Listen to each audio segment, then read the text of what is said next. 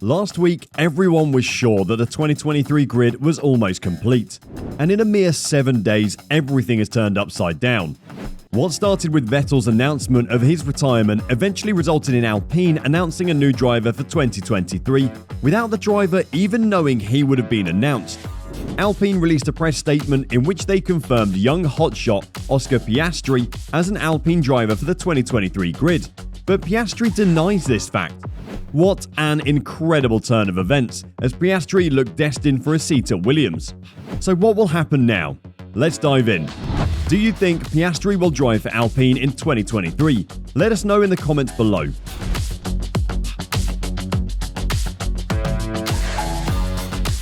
As said before, Oscar Piastri disagrees with Alpine's statement that he would compete for the team in Formula 1 in the upcoming season, and claims he hasn't signed a deal for 2023. Early on Tuesday evening, Alpine announced that Piastri, the team's backup driver, will take Fernando Alonso's place as its F1 replacement for the upcoming season. Even though Piastri was already under contract to the team, the statement sounded suspicious right away, because it was made just hours after team president Otmar Szafnauer had hinted that a deal could be difficult to complete. Just under 2 hours after Alpine's statement was made public, Piastri responded to it via Twitter. He wrote, "I understand that, without my agreement, Alpine F1 have put out a press release late this afternoon that I'm driving for them next year. This is wrong, and I have not signed a contract with Alpine for 2023. I will not be driving for Alpine next year." From 2019 through 2021, Piastri won 3 junior single-seater championships, including the Formula 3 and Formula 2 championships as a rookie. Although Szafnauer stated on Tuesday morning that Piastri's management are considering their options, whatever that means, he had been named as the #1 favoured candidate to succeed Alonso. But that statement by his management said a lot of things, as Piastri is believed to be pursuing a race seat at McLaren in place of Daniel Ricciardo. This was a curious addition that was connected to rumoured McLaren interest in Piastri. Despite Alpine's assertion that it held a contractual opinion on Piastri's future for 2023 and possibly 2024 as well, it was evident that issues existed. That Alpine's position then abruptly changed from being unable to confirm Piastri on Tuesday morning to announcing him on Tuesday early evening, 6.5 hours later, without any comment from Piastri himself, was as perplexing. Despite the fact that Piastri was already a member of the team, the announcement's language strongly suggested that a team was asserting its ownership of a driver it had invested in. Piastri has been undergoing, under the team's guidance and its full financial support, an intensive and comprehensive training program of private tests in the race-winning A521, the article stated, adding that his transition into a race seat is in line with the commitments made by the team to the young Australian. One can only assume that Alpine checked the legality of the issue and determined it was legally sound, giving it the confidence to pull the trigger and unilaterally confirm Piastri as its F1 driver in 2023. It's amazing that Alpine may have felt the need to go to such lengths to support its own driver. There are clear similarities to the contentious battle between McLaren and Chip Ganassi Racing over Alex Palou's IndyCar services, and that's not encouraging. It's a startling development for a driver Alpine had no interest in fielding in one of its race seats for 2023, up until approximately 36 hours ago, and who has yet to even participate in a Friday practice session. Williams appeared to be the most likely destination for Piastri to end up on loan if Alonso had stayed at Alpine. And it was believed that Piastri had to accept Alpine's decision, because his contract provides Alpine the authority to determine where he drives in 2023. But it's understood that Piastri's management, which includes former F1 driver Mark Webber, looked into other possibilities for him.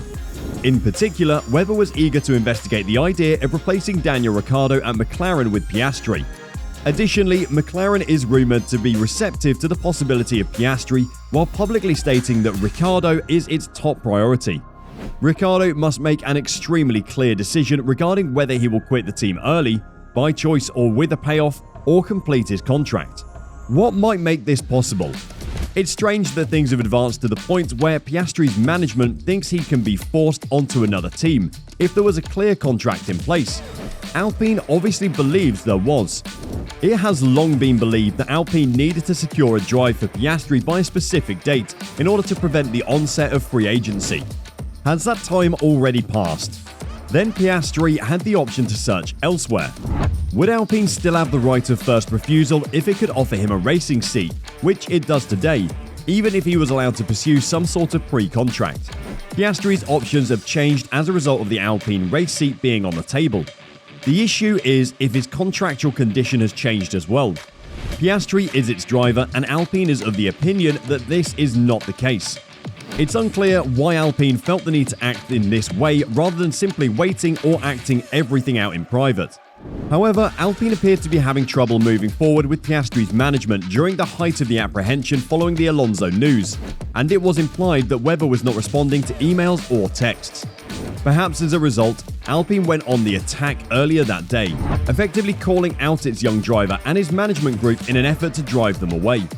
If such is the case, it appears to be a pointless step given that the team claimed to have the choice to use Piastri's services, especially considering that it had only discovered it even had a vacant seat a day or so earlier.